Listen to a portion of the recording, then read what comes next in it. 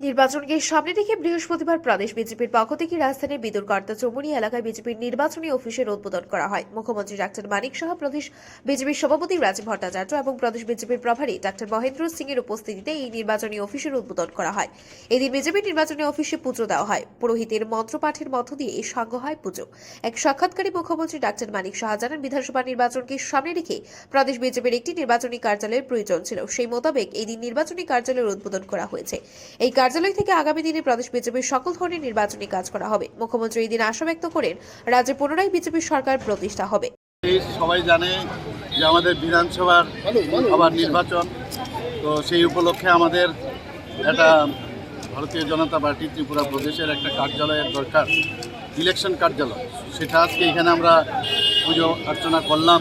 আমার সাথে আমার ত্রিপুরা প্রদেশ বিজেপির মাননীয় সভাপতি রাজীব বাবু আমার সাথেই আছেন। আমরা সবাই এখানে মার কাছে প্রার্থনা করলাম যেন আগামী দিন আবার একটা সুযোগ আমাদের দেন।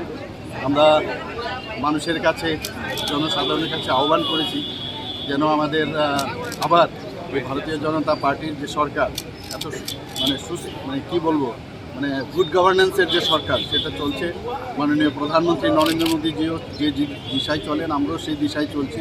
সেটাকে যেন আবার পুনঃপ্রতিষ্ঠা আবার হয়, তার জন্য মার কাছে আজকে প্রার্থনা করলাম।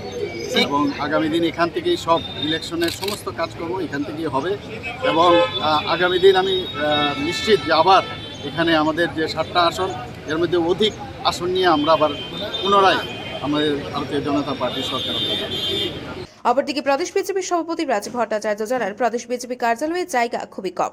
সেখান থেকে নির্বাচনী কাজ চালানোর ক্ষেত্রে সমস্যা ছিল, তাই বড় পরিসরে প্রদেশ বিজেপির নির্বাচনী কার্যালয় উদ্বোধন করা হয়েছে। এটা আমাদের তো পার্টির নিজস্ব কার্যালয় রয়েছে, তা সত্ত্বেও নির্বাচনকে সুষ্ঠুভাবে পরিচালনা করার জন্য আমাদের ওই জায়গাটা সংকুলন ছিল, তাই আমরা একটা বড় জায়গায় আমাদের নির্বাচনী অফিসটাকে আমরা অন্যত্র নিয়ে যাচ্ছি। এখান থেকে নির্বাচনের পরিচালনার কাজ এখানে থেকে শুরু হয়।